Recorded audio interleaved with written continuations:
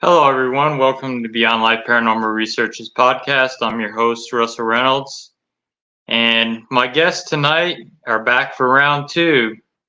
They are world-renowned demonologists, Keith and Carl Johnson. You've probably seen them in the show A Haunting with an experience of their own.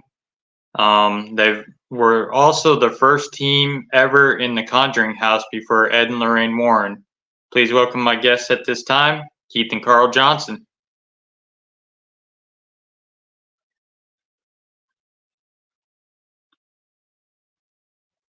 I don't know if you see us. There we are. There we go. Yes, there we are. Mm-hmm. Hello there. Hey, guys. Welcome for round two. Good. You can hear us all right? Yep, I can hear you good. Good. Excellent. Excellent. Yeah, we usually don't have much trouble being heard. We've been looking forward to this. Keith and I have been talking about it. You know? Awesome. And yeah, so we'll let you take the lead if you want. Other than that, we can just jump in and talk for 20 minutes straight and say, "Oh yes, now did you have a question?" You know, we are experienced. So how are you doing? Pretty good. Staying busy. We're getting ready to go to a Paracon tomorrow. Oh, great. Where's that? Independence, Missouri. Wow, good for you. My actual landlord is in Missouri right now visiting his grandmother. Yeah. I have a faux landlord too. I have the landlady. And I've got plenty of stories about her if we run out of material to talk about. But I don't think we'll run out. Yeah. Oh, we got you guys got a lot of years between you. You guys shouldn't run out of material. Oh yeah, we've got a lot to. We could keep on for days. Actually, probably. I can imagine. Let's dive into some of the demonology stuff. What is like some of the craziest demonology cases you guys have done? It's a controversial topic, you know, like, and always needs an explanation when you say demonology. You know, people, oh Jesus, what do you do? Summon demons? Yeah, you drive them out. What do you do? Well, we just hear about them and we try to contend. You know, we lack clinical terminology. You know, it's not very scientific. We try to employ some sensible, cogent nomenclature, like you know, parapsychology is more study of the propensities of the human mind, you know, rather than just find the ghost. But demons, yeah, they're very hard to define. We don't really know what they are. We could say we're not sure they exist. They just are. I think they are projections from our own psyches, you know, and they take on an evanescent life of their own. But, you know, that's secondary, speculating about them, because we can't really know. We just are sure there are some inconvenient forces and personalities floating around, whatever their origin. And it's like parapsychology. There's always something to talk about. With demonology, we can keep talking about, you know, what are these things? Where do they come from? Are they minions of hell? Are they just something that's within our own subconscious? What are they? And we really won't come up with definitions. We can speculate. But sometimes Keith and I have to deal with these entities. People feel they are haunted. They are bothered by these malevolent beings. And I think most people will jump to the conclusion that it is an actual demon. These hauntings, this paranormal activity is inconvenient for people. It upsets them. They're being disturbed at night. So it's easy to jump to the conclusion that it's demonic. Right. And it does answer some questions. Of course, our early mentor, Ed Warren, he was famous for that, labeling things as demonic, because that was their business. He and his wife Lorraine, he was a demonologist, she the clairvoyant, and it just was propitious for them to find demonic hauntings, evil hauntings, because that's more scary, and Right. the demonologist is called for. I think Keith will concur with this. The demonology seemed to find us. I do believe it finds people. Yes, a lot of people go seeking out to be a demonologist, but I believe that if you're meant to be in this field, it will find you one way or another. It will find you, and you'll suspect and then be pretty convinced that it's you're meant to do this. It will Right. no. And that's not always convenient either. Sometimes, it's like, I'm not sure I want to be a demonologist. Too late. You're into it. All right. We got Yep. you. You're gonna pursue this. It's in a sense of a calling. It's not always a welcome calling, but it is. It just seemed that early on in my career as a demonologist that I kept getting called into these cases, and once I received a reputation, established myself as somebody who wasn't going to run away, I started getting the calls that, "Oh, Carl, we're going to need you for this, so we're in over our heads. I think you better get here, Carl." And initially it was like, what am I supposed to do? I can't do things that other people, cannot. Right. And then it turns out I do have a special gift for it. I think it's come with experience, though. Maybe I shouldn't call it a gift. It's just a way, a knowing, and the experience that comes with that. And I'm sure it's the same way with Carl. There's been many times when initially I've tried to get clergy involved and if a family's having problems, I advise them to contact their parish priest or whatever their faith is, their clergyman or clergywoman. That's not always easy. It's easier said than done. A lot of people, clergy people, a lot of people, they're human. They're like the rest of us. And a lot of them just don't want to get involved with something like that. It's not really in traditional seminary. It's not something that's really gone into depth. They touch upon it, but they don't go into depth about it. So to actually be out in the field and dealing with these types of haunting situations or these types of entities, usually that's by personal experience. And there have been clergy that have contacted us and asked if they could be trained with us. And of course, I know a priest, Father Bob Bailey. You might be familiar with him. And Yes, I am. he was on Paranormal State for a while. And how he first became involved, he contacted me. One of his parishioners was a secretary where Carl and I worked. And thank you very much. Carl might need one too. Oh, thank you. Some water or something. Do you need water? Yes. Yeah, I'm going to gargle it. No, Thank you. Yeah. But no, just my wife tending to us. My wife, Sandra. But and Father Bob contacted me and asked if he could train with Sandra and myself because obviously he'd been a priest for quite some years. He was very experienced, but he never really confronted this side of it, and he wanted to get involved. And so we said, certainly you can, we'll take you with us on certain cases. And we did. We took him to his first case of a deliverance case. It wasn't an actual exorcism, but a deliverance can easily turn into an downright exorcism. So you have to be prepared for that. Mm-hmm. If the invading entity, it's legit, of course, if it's a legit entity, but it could turn and start attacking if it wants to fight rather than give up. That's a good way to put it. The invading entity. Yes, that's what they are. Yes. Often they're assaultive.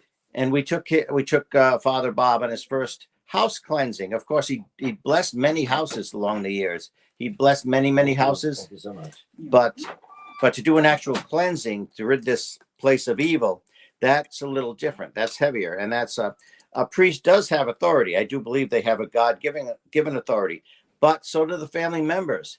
Say if you're a homeowner, you have the right to rebuke entities. I would advise doing it in the name of Christ because that is my background. I take a Christian approach. But you being the homeowner or of your domicile, your home, whatever, or even if you're renting an apartment, you have that authority. You have a God-given authority to tell these entities to leave. That's very easy to forget that, you have a right to ward these things, to contain, Right.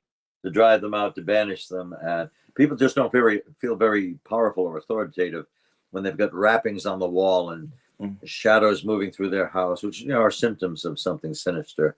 And they feel, oh, how can we contend against it? We can't do anything about this. But, it's a lot of bluffing on the spirit's part, the entity's part. And that's how it's, as you may recall, that's how it started in our home when we were very young, when we were in Situate, Rhode Island, and my parents' home.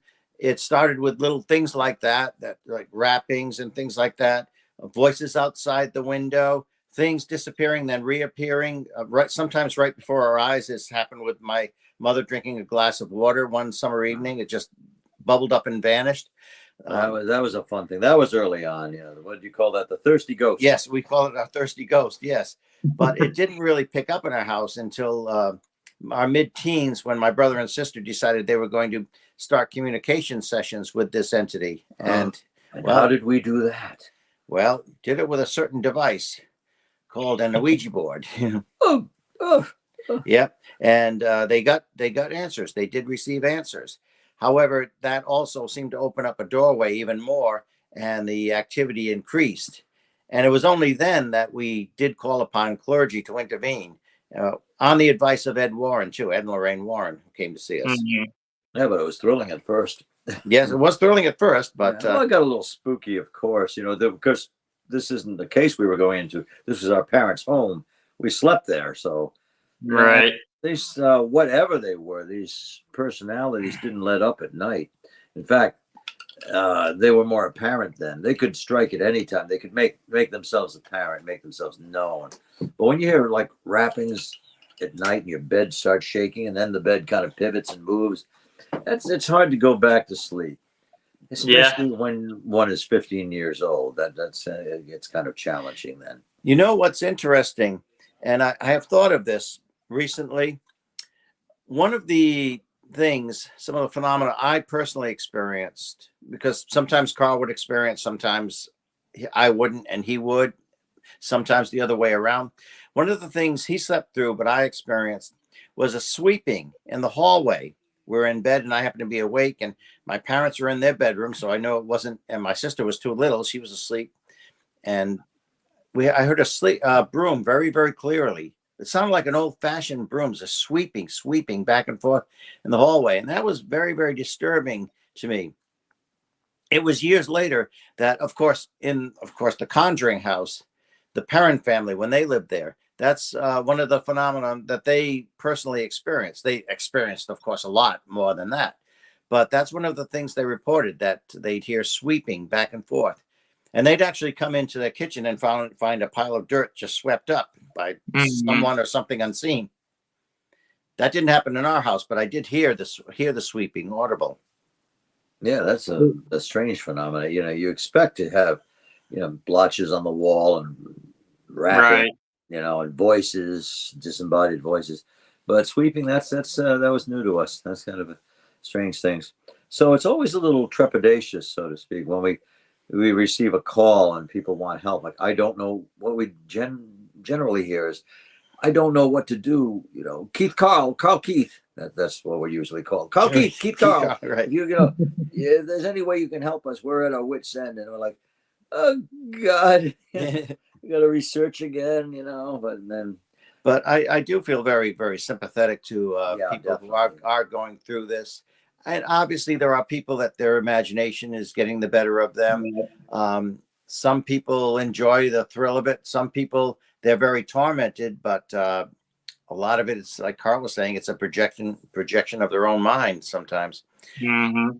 But there are those legitimate, as you personally know very much, Russell, you've experienced genuine cases and genuine, really ungood phenomena. You've experienced evil. I'm sure you faced evil, and oh yeah, I have. Yeah, and it's not always that common, but if you're in this field, you will sooner or later, most probably sooner, you will experience it. And my heart goes out to these people, and I understand something of what they're going through. We've been through it to a certain extent. And like another thing that Carl was saying, We go home, they have to stay there. They have to live there. So you want to help out as much as possible. You don't want to go challenging everything and shouting out and calling it names, but you want to make a difference too. You don't Right. get backlash. And of course, we take precaution of things following us home. And didn't you experience that, Russell? Something following you? Yeah, I had something once follow me home, and about 3 o'clock in the morning, it threw one of my dog's toys at my bedroom door and woke me up. Oh dear. And my dad lives with me, and I thought it was my dad playing a joke, but he was sound asleep. He heard it too and woke up. And I just got forceful with my words. I said, whatever you are, wherever you came from, you better go back there, or I'm going to cleanse this whole house out. Good. Because see, that's the right thing to do. You took authority. You didn't go cussing it out or swearing at it or anything, but Yep. you did show authority. And did that have a positive effect? Yep, I never heard it again. Excellent, excellent. See, that's a good model to go by. That Yeah, as far as taking control, a lot of you can take a stance. persons who are beset with phenomena, they don't realize the amount of control you can have. Don't get, too overconfident, because these things are insidious. But, Oh, yeah. a ghost, in fact, can be reasoned with. If it's poltergeist or demonic, not so much. They seem to be like first cousins, but there's quite a difference between a poltergeist and a demonic entity. But if it's what we think is a human-generated spirit, or at least behaves like one, we have to act out of ignorance, but go upon certain established lines. Like we say it's a ghost, all right, has all the criteria for what we think is a human-type spirit, however, whatever its actual origin. And sometimes when you reason with the ghost, you say, listen, you're welcome to stay here. Just, don't bother me. I don't want you showing up and scaring us. The ghost will usually quell. Another thing that's effective with a haunting is if you bring in a real diehard skeptic. I'm talking about like not a rational person who's, just dubious. Right. If somebody's, there's nothing to it. You guys are imagining. Come on now. They're the other end of the spectrum. Bring in one of those fellows, and it'll probably drive the ghost away. It'll quell the haunting. I don't see anything here. Those type, for some reason, they negate the haunting experience. Yeah. We haven't had our ghost back since you came, and I'm not sure I like that. Yeah, some people don't want to get rid of it. Once in a while, they want to have the spirit there. They don't want it to be harmful, but they don't want it going either. They want to maybe have it be like a friend of the family, so to speak, or the family mascot. And that's okay if that's what they want, but are they calling us for help? I mean, I think Keith has heard this. I know I have, Well, we don't want you to get rid of all the spirits. Just get rid of the bad ones, like you've got a stranger or something, Okay, you just want the ones you don't like gone. Well, we'll keep the good Caspers, and you can't always gauge that. It's kind of all the way or nothing. You want to clear the house, or you don't. You can't be subtle about it, Exactly.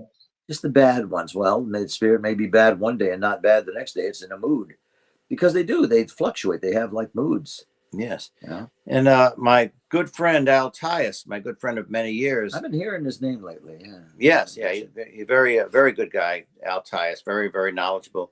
And his group, I think this was in the early 2000s, they were called in on a case once, and they arrived, and there's a party going on, and they find out they're the entertainment. They're the special entertainment. Like you call in a burlesque dancer, or you call in a clown to do. They were the entertainment. They didn't know that. Oh, we want to see a paranormal investigation going on. We're having a birthday party, but we want to see this investigation going on. And that all they have to do is dim the lights, take out the flashlight, and go, what was that? Did you hear that? Yeah. What was that? What the hell was that? What was that? Now we have friends, especially one special friend, a mentalist, Rory Raven. He's very, very adept in that. He can make you believe there's actual spirit phenomena going on, but he's a mentalist. He deals with these things. He can not to be confused with a psychiatrist. Right. No, he's not a psychiatrist, but he's not mental. He's a mentalist, but he can put on a full seance, and the trumpets will come down and everything, noises everywhere, but he doesn't claim it's anything supernatural. No, he says, I have no supernatural powers. This is an entertainment. Right. But he Mhm. is so good at it. He is convincing. He doesn't claim it's real, but he is very good at what he does. And if you ever want to see stage something, he can do it. He's done parties, he's done lectures. He's really, really great. And plus, he's a tour guide in Salem, Massachusetts, seasonally. Okay. So, and the season's about to pick up again. So Yeah. And, It's going to start getting busy. somebody like Rory will leave you saying, how do you do it? Damn you. yes, I know. You always wonder, how do you do We that? wanted a mystery, but now I can't begin to figure it out. Yeah. Right? Yeah. Well, that's like some of them magicians that play with that supernatural magic, and you see them on like the show America's Got Talent quite a bit. There's one out of Yeah, England. you know, I don't even try to figure it out. I used to try to figure out magic acts, and some of them I did, know or got clued in, but I don't know how they do their things. It's beyond me.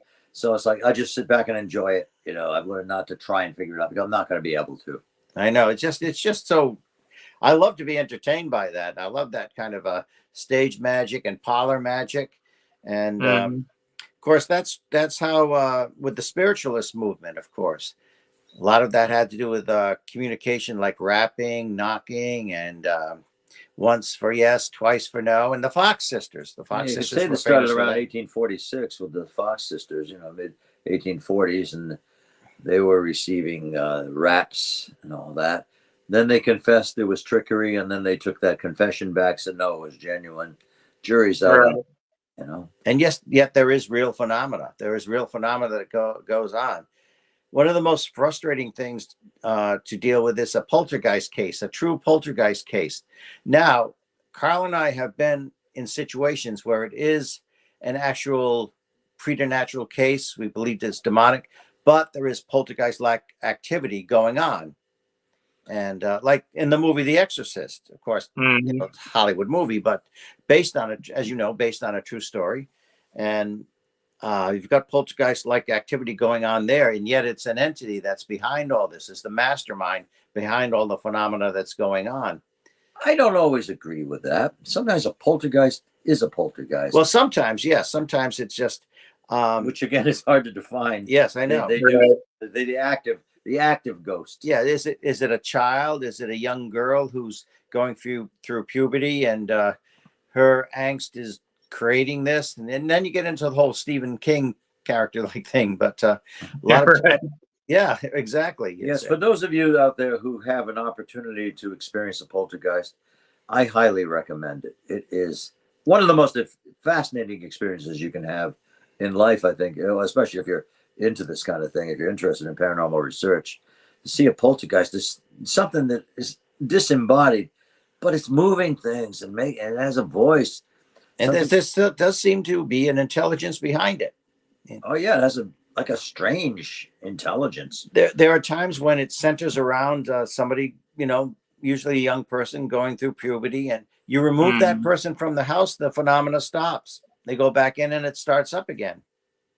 Yeah, and they can. That's not the rule, but that is often the way. It's almost like a poltergeist type being is embedded in the substrate of a house. They go dormant for a while, and then under certain conditions, meaning certain personalities in the house, the living people come in, they can bring that out again and start it up again. It's like it was waiting and dormant for a time. Right. Now, Keith and I might disagree on a few things. We haven't. Well, one thing we agree on, I haven't let you talk very much. You might. This is about you guys.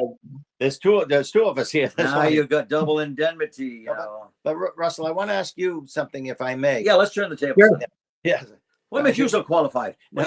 Now, when you first got into this field, what was your motivation? What motivated you? Because it's not. I mean, some people, they want to start communicating with spirits, and sometimes then they lose interest. But to be dedicated to it, what motivated you to have this dedication to it? Mine actually started at the age of 6 years old when I lived in a house that was haunted, and I saw my first apparition about 3 o'clock in the morning in my bedroom, Good standing time in for a the 6-year-old. doorway, looking at me, and I'm like one of those kids. I put the blanket up like this. It's Yeah. not real. It's gonna go away. And then I got the curiosity just to peek again, and it was gone.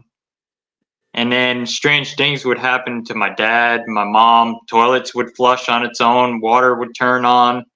Lights flickering. The dog would dig at a wall all the time and bark and growl. Well, I guess I don't know if your parents told you it was your imagination, but At first. yeah, they themselves were experiencing this though. Yep. Yeah, My so- dad did quite a bit. They would, us kids, I was in school, I was about 6, my sister was 4. At night, the thermostat would get turned down.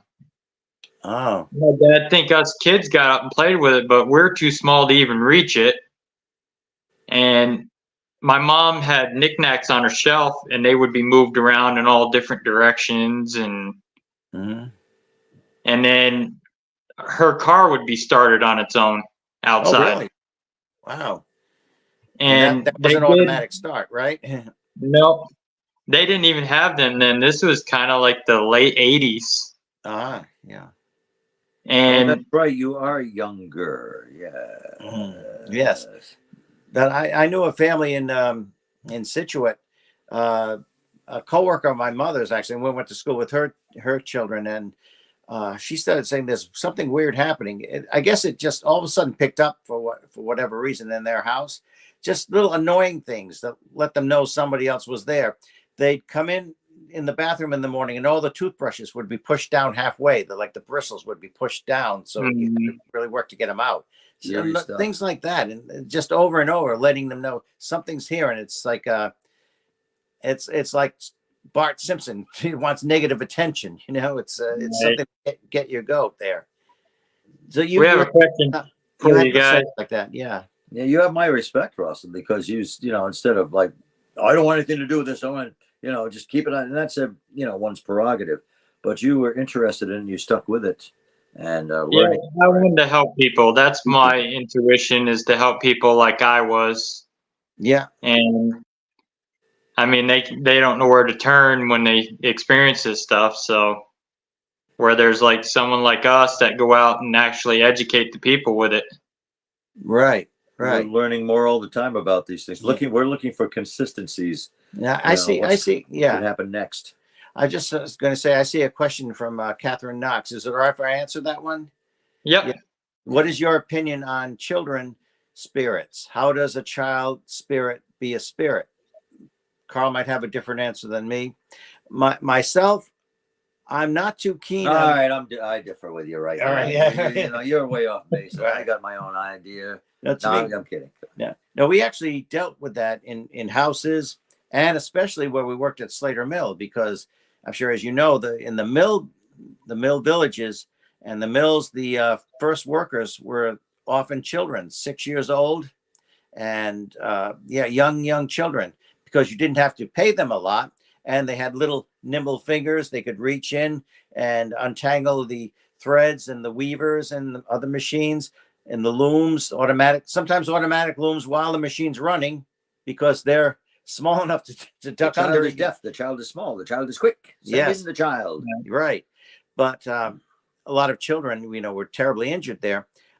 I tend to think that myself, a lot of times when it's children's spirits, that's a deception. I think it's other spirits trying to gain sympathy. If it's a child spirit, of course you're going to let them in, and I've seen that happen, where people think it's a child spirit and they want to communicate with it. They, obviously want to help that child, but I think often it's a deception. I don't think God allows children's spirits to wander, and I believe God takes children to Himself. That's my personal belief. Carl? Well, Keith and I will agree that they act the same way. That there are commonalities, and I feel that a child it could be the remnant of the psyche of a being whose life was cut short. All that vitality all of a sudden stops, and the child can't understand why. The child only has a rudimentary understanding, may not know he or she is deceased, and keeps coming back. And they play with toys sometimes, and they giggle and laugh. They leave a child's imprint. I think it does come from human beings. Whether they're totally aware of us, I don't know. I don't think they're always demonic. I think they're just, but that's a good, that would be a good ploy, wouldn't it? If somebody's interested in the spirit, they're getting a little foolhardy. And Catherine agrees. Yeah. Then, oh, would you like to come out and play with me? I feel sorry for you. What happened? Then if it is something, inhuman and malevolent, it's going to be, all right, come on down. We'll give you to the child. It's and Ed and Lorraine Warren explained it. Ed once said that when a person has a limb that's amputated, you get the phantom sensations. You get phantom pains.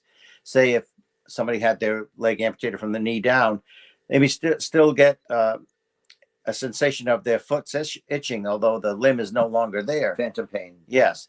And Ed said, of course, in this case, the whole body has been amputated and there's just spirit, consciousness remaining over. That's one way Ed Warren explained it. Mm-hmm. And I know his theory on children's spirits too is the same theory as yours, that God does not let a child remain here. Well, it's not so much the child anymore. It's a remnant of the child, I feel. I just don't think it's always something inhuman. I don't think it's always demonic. We can create these things. The human mind is powerful, especially when you get into the spirit realm. Like we are in a field where Keith's premise could be right, totally right. Mine could be as well. They can coexist because we're talking on a quantum level, and thought becomes reality. If you believe in the spirit, then it's real. And I'm not saying just imagining it. It becomes real. It takes on a substance of its own. And this is true. I have a dear friend in Indonesia, Ujung Sardi. She's well known there. She's a movie actress and a concert pianist. I could say a lot of good things about Miss Ujung. And she and I will talk about this and sometimes even debate. And I will tell her, well, the miraculous happens where you are, because you're in a culture that embraces that. You're not primitive or anything. In fact, she's splendidly educated. No, but some cultures are more open to spirit and spirit. Where it's believed in, it's real. Then things start to move. Then persons' bodies levitate. Then these things speak to them, and things happen in Indonesia that to name one example. There are South American pockets of that too.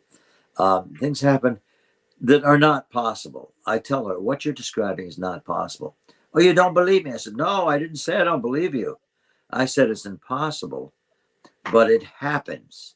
Right. Where there is belief, it is created. You're in a whole different realm.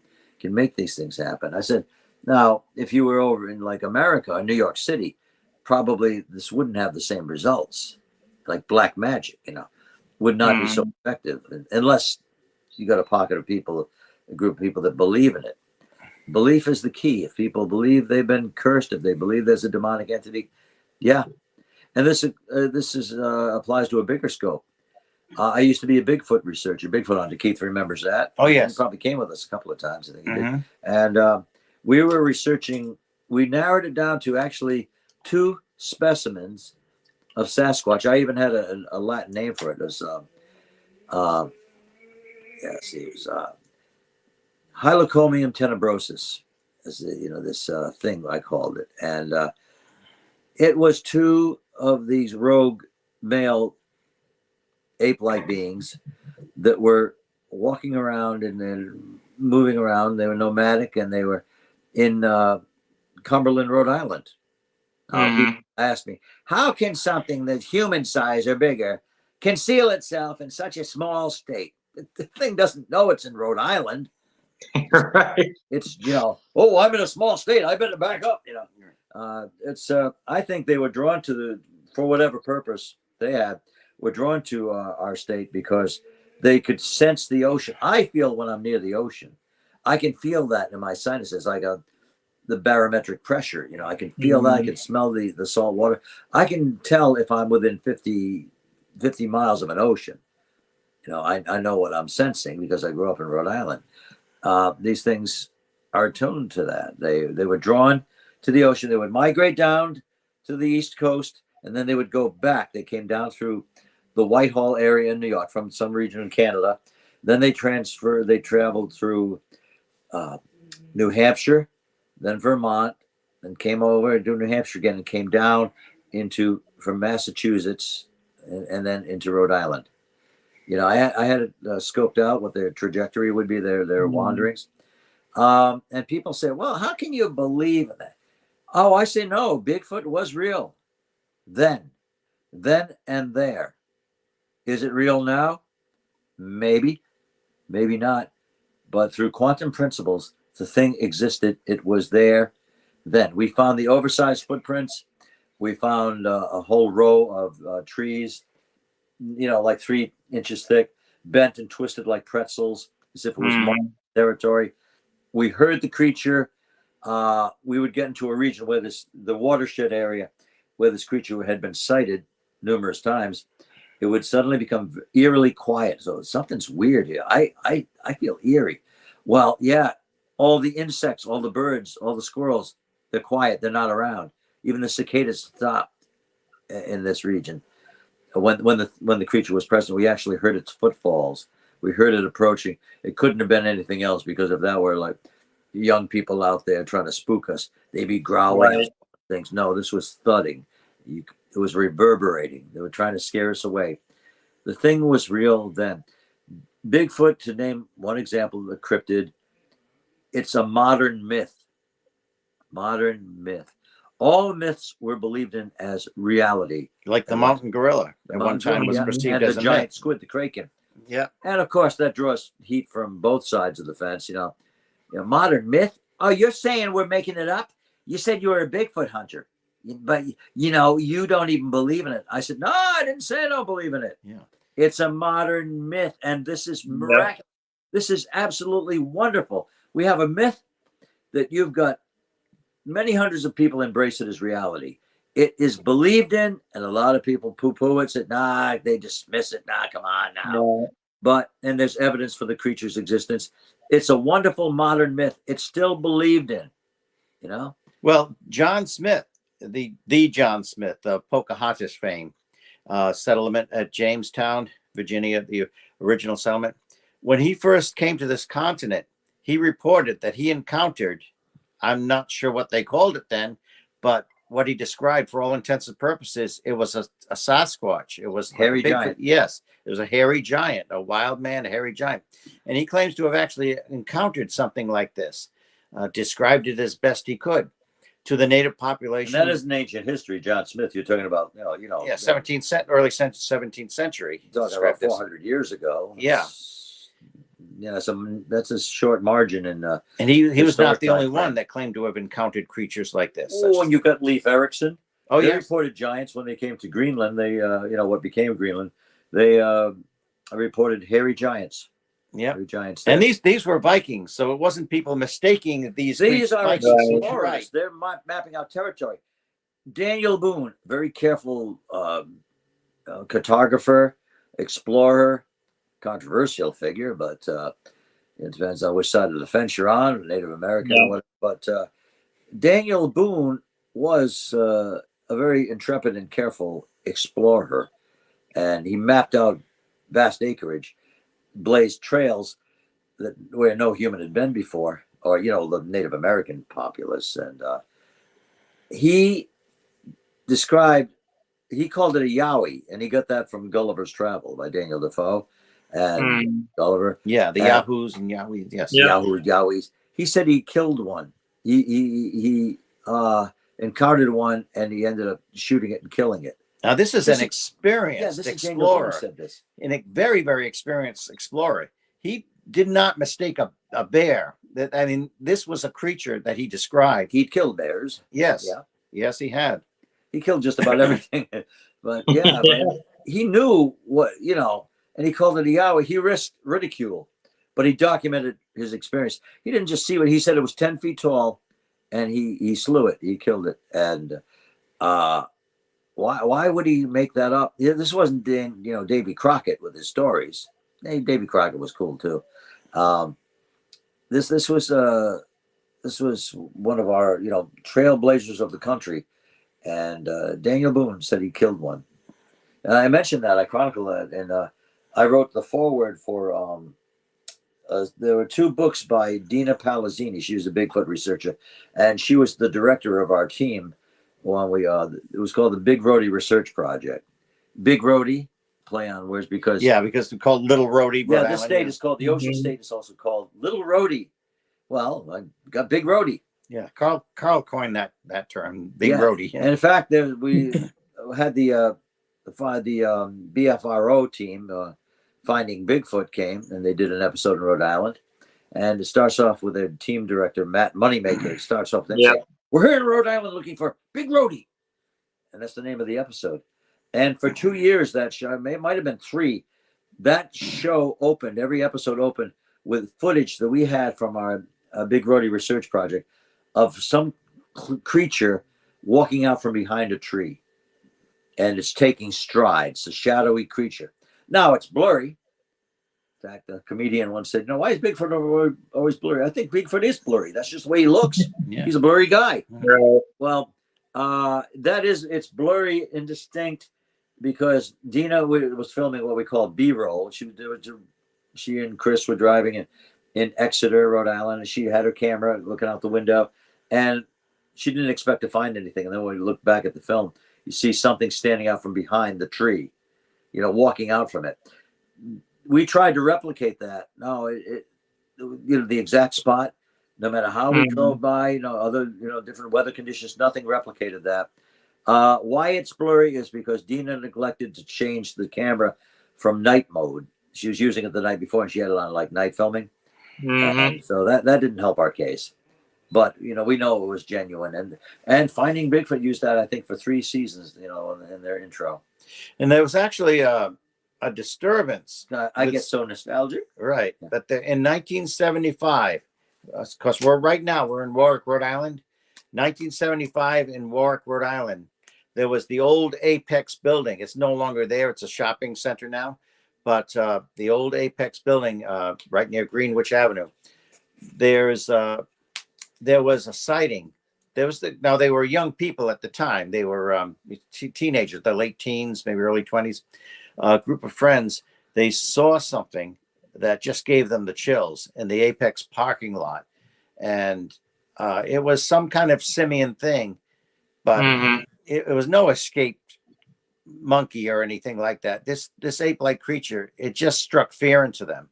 It was human-like, but it was obviously it seemed very predatory. It just was, and it would leap, and it would just, I don't know. They were just terrified of this. And one of their friends said, well, he kind of scoffed at it. He said, look, I'll stake that place out. I'll go there tonight. I'll stake that place out. I'll stay there overnight, and I'll let you know if I see anything. Well, that night, it was on Route 295. There was a state police officer parked there, and all of a sudden, this vehicle just went like 95 miles an hour. So just along 295. So of course he gave chase, put on his lights and siren, gave chase. It took a long time for that car to pull over. Finally, it did. When he came there, the young man behind the wheel was just hyperventilating. He couldn't even speak. He was He couldn't stop. He was too panicked to stop. It turned out it was the young man who said he was going to stake that out. And he turned out he'd seen that creature, came up to his car, and that it just engendered such fear to him. Whatever he saw, he just was hyperventilating. They couldn't even get the story out until they got him down to the station, and he finally calmed down enough to talk. And that got the it's almost nobody remembers this, but that got the authorities out there. They closed that area down. They got the DEM involved. They went around and just searched for this thing. No sign, no birds, nothing, no animals. It was just, and then they heard some screeching in the background. This is in the daytime too. In the daytime, they heard some screeching in the background. They found some tracks, but these tracks were very strange. They weren't like just paw prints. Whatever it was had claws, and it looked like from the indentation, it looked like it was leaping. It would go like this with its claws and leap, kind of kangaroo-like. And they would leap like that, whatever it was. That's what the tracks they found, and they heard the screeching. So something put the ape in Apex? Yes, that's right. For a year or so? I did write about that story. I did in one of the chapters of one of my books. I call it the Apex Ape. And they actually, for a long time, there was metal fencing. They put metal fencing all around that area. And people would wonder, why is that fencing? That's the only explanation. They suddenly put this metal fencing all around that area, because now again it's all developed and everything. So the police were taking it seriously Yeah, for a time. but that is a true story that happened in 1975 in Warwick, Rhode Island, and never reported again. Never reported again. This is crazy. Yeah. So this anomaly, that's why it's not talked about now, except, Keith and I remember. It came for a while and then it went away. And that's why I Right. think about this this critter, this cryptid in the Cumberland watershed along Tower Hill Road, off Tower Hill Road. Yeah, it was real.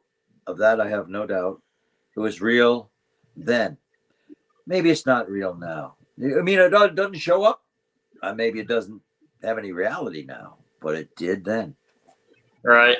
Missouri's got something similar. They've got what they call the Momo monster. Momo monster, huh? The And Womo? it's a form of Bigfoot, and it's got 3 fingers like that on each hand, and it's got 3 toes in each feet. It's not as tall as an average Bigfoot, but it's supposed to be more aggressive. Feet, red eyes, and real long hair. And the last one that was reported was like 1975 here in Missouri, Oh, and it's really? never been spotted again. And that's never been spotted again, huh? Everything now is just the regular Bigfoot down in the Mark Twain National Forest and the Lake of the Ozarks and stuff. Uh-huh. Well, that is So truly that 3 amazing. fingers and 3 toes creature, did it just go out of existence? Did it move on? Did it perish? That's where I'm wondering. More? The last one that was spotted was up here by me in Gallatin, Missouri. Somebody seen one, and it was probably like 75, 76 is when they saw it. And that was the last that Momo monster has been ever spotted. Was it aggressive? You said it was like, Yeah, it's aggressive. It'll throw things at you. It'll try to hurt you if you come in contact with it. well, I wouldn't want to get too close to something like that. We're supposed to go out on a Bigfoot hunt with Carter Burchard, who's a Bigfoot researcher. He assisted on 2 episodes of Finding Bigfoot. Uh-huh. And we're supposed to go down to the Mark Twain National Forest with him on a Bigfoot expedition. There's an old cemetery out in the middle of the Mark Twain National Forest at Civil War, and he swore something picked up this cross that's probably a good 900 pounds and stood it back up upright. Wow. Stood it back upright. Wow. What motivated him to do that? Yeah, And Bigfoot hunt, we call it, a research party. It can be so rewarding. You've got a lot of just, you go on a fun and interesting hike anyway. You don't really expect to see something, but it's possible, or you wouldn't be out there looking for it. right. But when you get the reward, when you hit pay dirt, that's wonderful.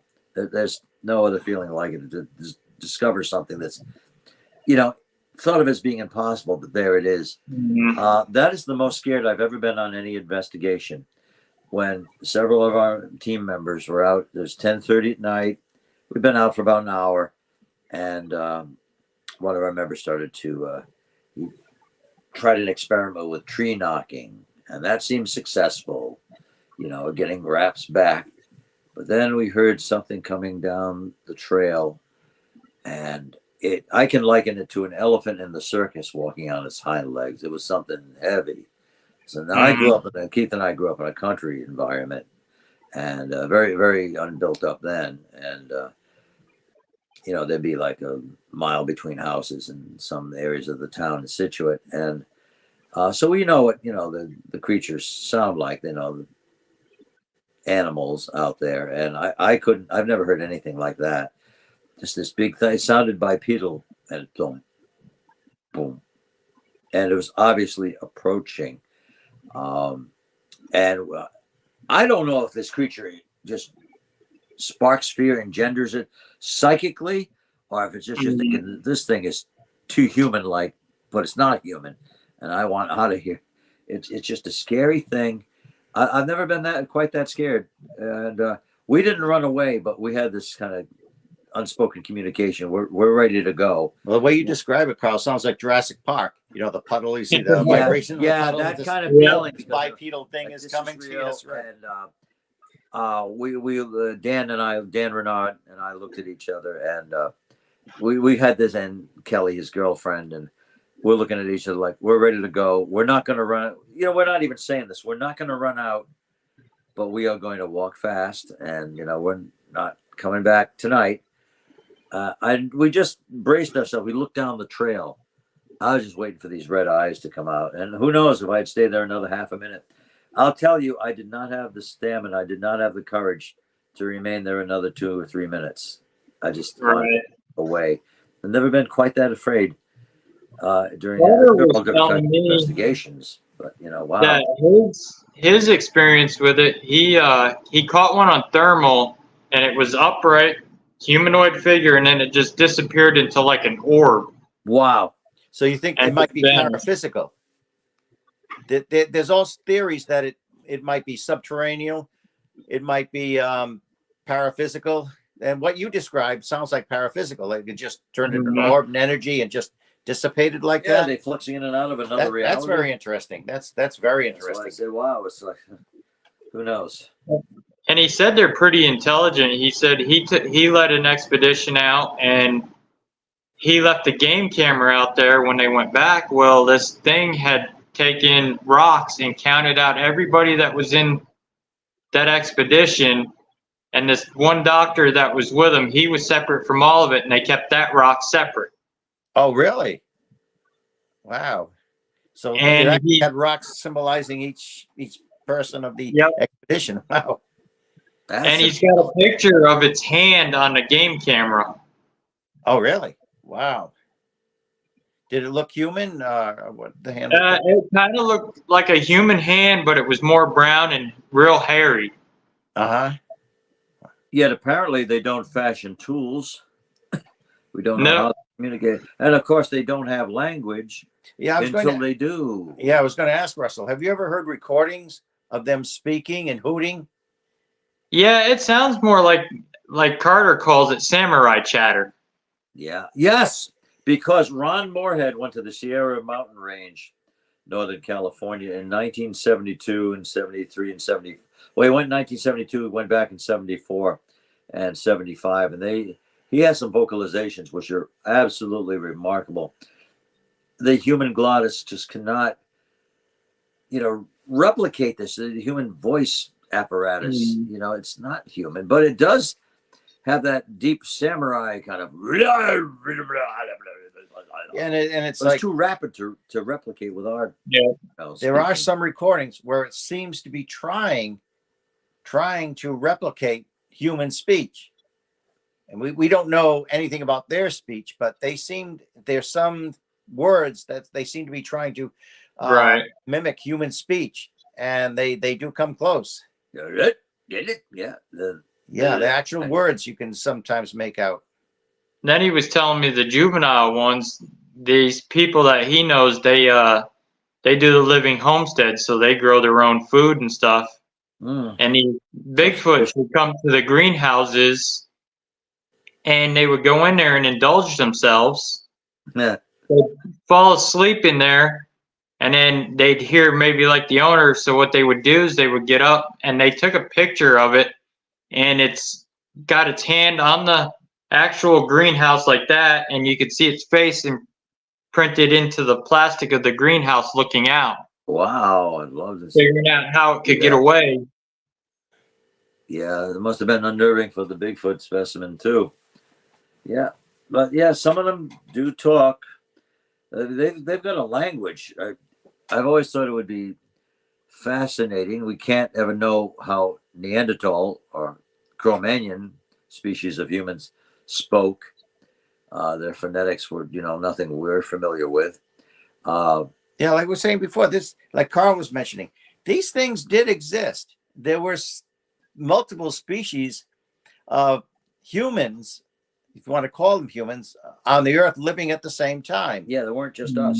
Yeah. Now we've narrowed it down to our Homo sapiens sapiens. Yeah, with the Nisovins, the Neanderthal, and all mixtures between interbred, and Homo sapiens sapiens eventually. Although Heidelbergensis, Erectus, all of those guys. We Homo sapiens sapien, we were concurrent with a lot of those species too. It's like we sprung from them and developed, and it's like they were here first, or we were here first. It does, I don't know, but we're pretty ancient, and Yeah, well, there was of course the last time two species of humans were living, on the planet Earth together was Homo neanderthalensis and Homo sapiens sapiens.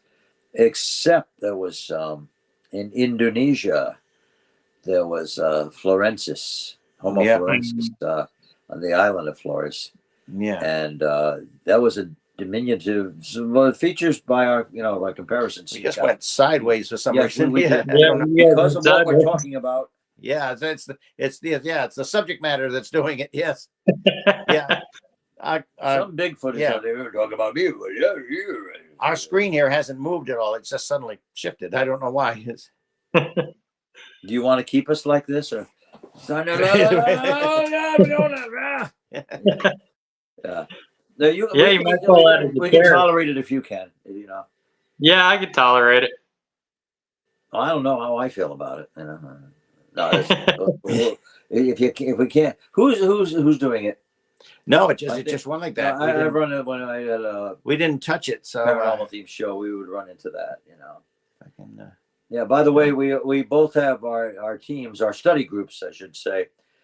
Keith is near New England Anomalies Research. Yeah, correct. We work together and we're allies. I am with, let's see, what's the name of my team? What Panorama Paranormal. Say that again. Panorama Paranormal. I'll say it faster. Panorama Paranormal. Oh, I couldn't get you. Yeah. No, that's with Elise Giamarco Carlson, Panorama Paranormal. And I did a show for Panorama Paranormal. Panorama Paranormal. If you could mess me up at a lecture, I probably wouldn't be able to say the name. Yeah. No. Irene says we have a Hibigone here in Japan, but its existence is only in Hiroshima. And the question is, what did the atomic bomb do to them? Did radiation change them? No studies came from it. But that is absolutely fascinating. Were they mutated by the effects of the radiation? Hiroshima and Nagasaki. Of course, they are not going to move on. They're going to stay where they live in their habitat. So maybe it did affect them, not favorably, but well, somehow. We are at our hour mark. There's another show coming on after me. Oh, so you don't have. We're just getting started here. Seems we're like we're gonna have to do a part 3. I'd like part 3 because certainly. We didn't even touch on the Conjuring House. Yeah, there's so many that we were responsible for Ed and Lorraine Warren being there. Yeah, really. It's not that we bumbled into it. We were doing an investigation. What I thought was a very well structured investigation. When Ed and Lorraine took over, because they knew we were working on a case, so they wanted to get in on it. They invited themselves. So then it ceased being an investigation and became an intercession. You're welcome, Catherine. Yes. Thank you, everybody, for writing in and just having fun. Yeah, when are you going to come to our neck of the woods, Russell? I'm hoping probably this summer. Good. I'm going to be something. We'll get something on. We can look at Vampire's Grave. Yeah, we'll take you to Vampire's Grave.